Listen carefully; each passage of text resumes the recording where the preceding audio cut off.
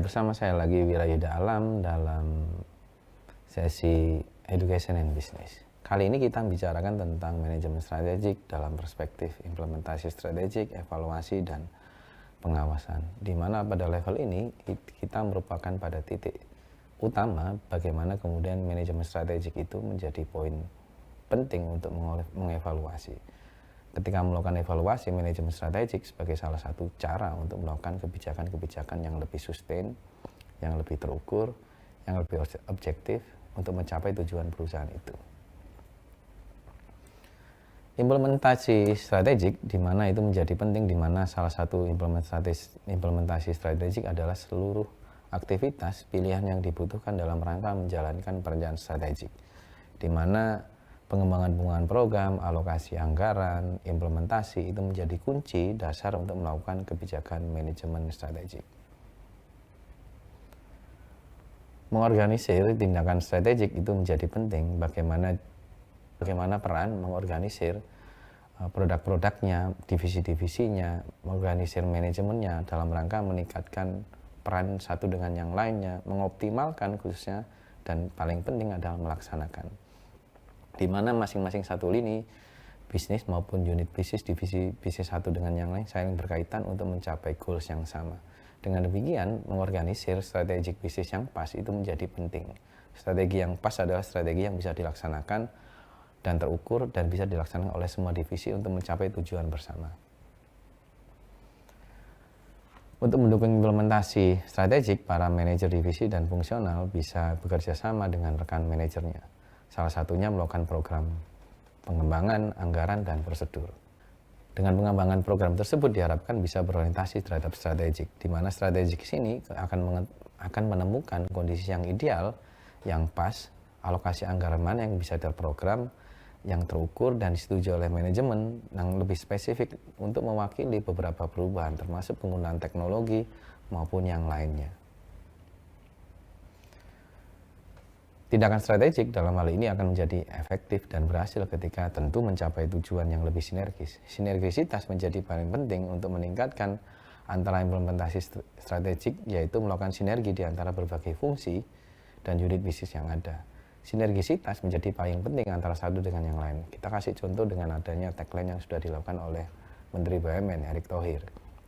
Dia mengatakan sinergi BUMN, artinya BUMN dengan satu dengan yang lainnya diharapkan dengan melakukan kinerjanya, target politiknya, target perusahaannya, itu satu dengan yang lain bisa saling mensupport satu dengan yang lain. Justru bukan menegasikan atau meniadakan satu dengan yang lain. Justru dengan kehadiran BUMN satu bisa memberikan kontribusi kepada BUMN yang lain. Hal itu menjadi penting dengan tagline sinergi. Artinya hal itu menunjukkan bahwa sinergi itu menjadi salah satu ukuran keberhasilan KPI perusahaan itu. Ada beberapa 4 jenis sinergi, yaitu salah satunya sinergi pemasaran. Gore Ansoff bisa menyebutkan salah satunya dengan melakukan sinergi pemasaran, operasional, investasi, dan manajemen. Sinergi pemasaran di sini ingin menunjukkan bahwa kerjasama antara distribusi, gudang, penyimpanan, produk diharapkan bisa sinergis untuk meningkatkan produktivitas dalam rangka memperbesar pasarnya. Ada juga sinergi operasional, di mana operasional di sini diharapkan dengan adanya penggunaan tenaga kerja fasilitas bersama dan pembelian kebutuhan produksi operasional bisa bersama dan melakukan sinergi antara satu dengan yang lain. Ada juga sinergi investasi, di mana strategi investasi di sini menggunakan fasilitas produksi pabrik secara bersama, melakukan pembelian, penggunaan alat, dan pengelolaan secara bersama untuk mencapai tujuan yang bersama. Sinergi manajemen juga melakukan hal yang penting, mengingat bagaimana manajemen yang berkompeten merupakan suatu hal yang langka saat ini. Sehingga penambahan unit bisnis yang baru perlu adanya sinergi dan koordinasi dan mempertahankan kinerja perusahaan menjadi yang paling krusial. Mempertahankan kinerja dan produktivitas yang sama satu dengan yang lain, tahun lalu dengan yang akan datang, menjadi poin penting bagaimana sinergi manajemen menjadi penting. Penataan staf, di mana penataan staf sebagai salah satu cara implementasi strategi, di mana implementasi strategi ini menjadi dasar kebutuhan untuk mengetahui kapan kita harus meng-hire orang tersebut, kapan kita harus menghentikan orang tersebut sesuai dengan kompetensinya, dan termasuk meningkatkan kemampuan karyawannya. Penataan staf di sini tidak hanya perkara penempatan orang, tapi juga meningkatkan kemampuan dan kompetensi staf tersebut baik di level middle, up, atau bahkan di level BOD. Dengan pembahasan struktur organisasi di sini diharapkan perusahaan bisa melakukan proses rekrutmen manajer dan sesuai dengan strategi yang diinginkan. Apakah itu agresif, defensif, atau penyihatan, atau bahkan dalam rangka untuk melakukan akuisisi ataupun merger. Figur manajemen dan CEO yang tepat bisa menjadi dasar cara untuk bergantung bagi arah perusahaan strategi itu sendiri. Dengan adanya CEO yang punya kemampuan analisa yang tajam, diharapkan dengan pengetahuan yang luas, diharapkan bisa mengelola berbagai lini produksinya atau lini produknya dengan unit bisnis yang dia punya, dengan sumber daya yang dia miliki, bisa meningkatkan produktivitas dari perusahaan tersebut. Pengelolaan budaya organisasi atau perusahaan juga menjadi penting karena kita harus mengetahui evaluasi yang pas, strategi yang pas yang bisa berimplikasi dan berpengaruh secara besar terhadap budaya organisasi atau perusahaan. Budaya organisasi dan perusahaan menjadi poin penting mengingat itu menjadi sesuatu hal yang daily activity yang dilakukan, sehingga menilai kondisi perubahan pada budaya organisasi kita harus ketahui karena tidak semua budaya organisasi akan kita lakukan perubahan. Justru budaya organisasi yang baik kita ganti bisa memberikan implikasi yang negatif.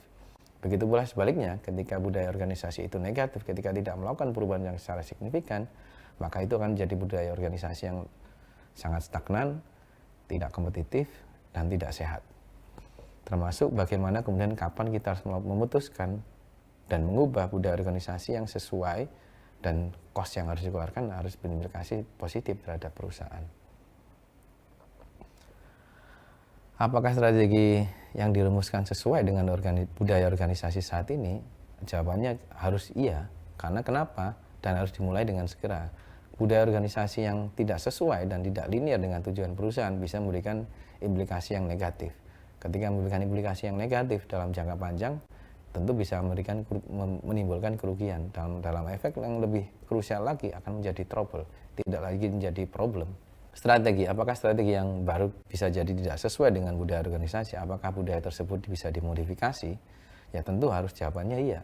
Karena budaya organisasi yang kita sudah rubah, antara satu budaya yang lama dengan yang baru, kita harus sesuaikan mengingat kebutuhan zaman, kebutuhan waktu, dari waktu ke waktu, dari prediksi yang akan datang dan sekarang, budaya organisasi yang harus adaptif menjadi penting.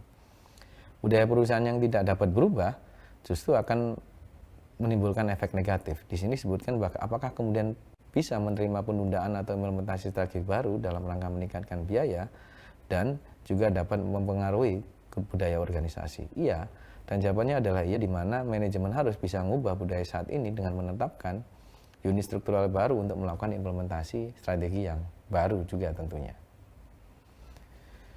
Jika perusahaan tidak bersedia membuat perubahan organisasional yang besar dan menuntut dalam pengelolaan budaya perusahaan, maka seluruh SDM tersebut harus mempunyai komitmen dan implementasi terhadap strategi tersebut.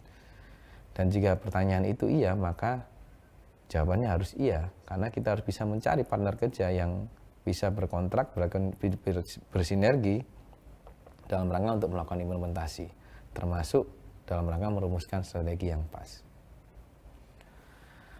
Evaluasi dan pengendalian juga menjadi dasar yang cukup penting, mengingat evaluasi strategik ada beberapa hal aktivitas. Salah satunya melakukan koreksi, melakukan tindakan aktual, mengambil tindakan dan memastikan kinerja sejalan sesuai dengan rencana yang sudah ditentukan. Itu menjadi dasar, salah satu ukurannya tidak hanya waktu, tapi juga keuangan SDM, bahkan di level operasional. Evaluasi strategik sama pentingnya dengan informasi yang mendasari dengan pelaksanaannya. Dengan demikian diharapkan bisa mendesain dan memuaskan dan melaksanakan semua divisi dan semua unit bisnisnya. Pengendalian organisasi di sini disebutkan ada 3, paling tidak ada pengendalian strategik, pengendalian manajemen, dan pengendalian operasional. Di mana ketiga pengendalian ini antara satu dengan yang lain saling berkaitan dan saling mengendalikan. Di mana kaitannya dengan pengendalian manajemen, juga pengendalian manajemen yang tidak efektif akan menimbulkan operasional yang tinggi. Ketika pengendalian strategik yang tidak sesuai dengan kebutuhan, tentu akan berimplikasi terhadap pengendalian manajemen dan operasional yang cukup tinggi pula. Ada beberapa 4 jenis pengendalian strategik, salah satunya pengendalian strategik premis, pengamatan strategik, pengendalian berupa peringatan khusus, dan pengendalian dan atas implementatif. Saya ingin menjelaskan salah satunya dengan pengendalian atas implementatif. di mana usaha manajemen ini dirancang untuk mendesain keseluruhan strategik diubah menjadi dasar-dasar tindakan tambahan untuk secara keseluruhan strategik. Hal ini biasanya berkaitan dengan tujuan yang lebih spesifik, strategik, atau proyek tertentu, dan tentu dengan pemeriksaan yang lebih spesifik antara satu dengan yang lain. Pengendalian ini menjadi salah satu tools cara untuk melakukan pengendalian yang pas dan sesuai akan kebutuhan kondisi perusahaan tersebut untuk mencapai tujuan jangka pendek, menengah, maupun panjang. Sistem informasi strategik juga merupakan sistem informasi yang secara unggul harus berkompetitif dan melakukan pengembangan secara fungsi untuk menciptakan efektivitas dan efisien dalam membuat keputusan. Sistem informasi strategik yang baik bisa jadi berbasis komputer, formal atau informal, atau bahkan memberikan layanan informatif untuk manajemen puncak. Dengan demikian, manajemen puncak atau board of director atau pemilik perusahaan bisa melakukan kebijakan yang sesuai, objektif, aktual, dan terukur untuk mencapai tujuan yang ingin diharapkan secara sistem, secara prosedur, dan secara tujuan linear antara satu dengan yang lain, yaitu mencapai tujuan organisasi secara bersama dan sustain pengembangan organisasinya.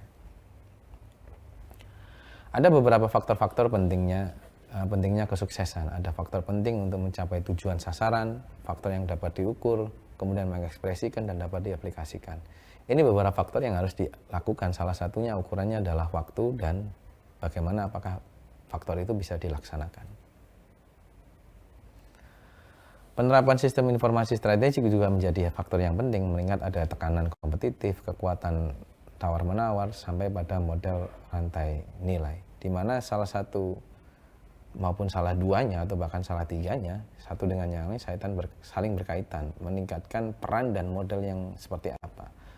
Ketiga model tersebut tentu saling memengaruhi satu dengan yang lain. Tiga model ini tidak bisa berdiri sendiri, saling bertautan, saling memberikan implikasi, saling bisa mempengaruhi baik secara operasional, keuangan, SDM, ataupun mencapai tujuan tersebut.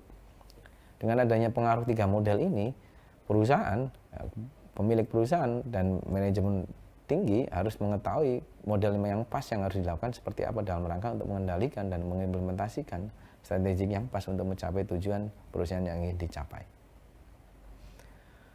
Ada beberapa hal 5 tahapan Porter dan Miller, salah satunya bagaimana menggunakan hal itu menggunakan teknologi, melakukan rekayasa ulang, model pemanfaatan, bahkan melakukan model siklus daya konsumen.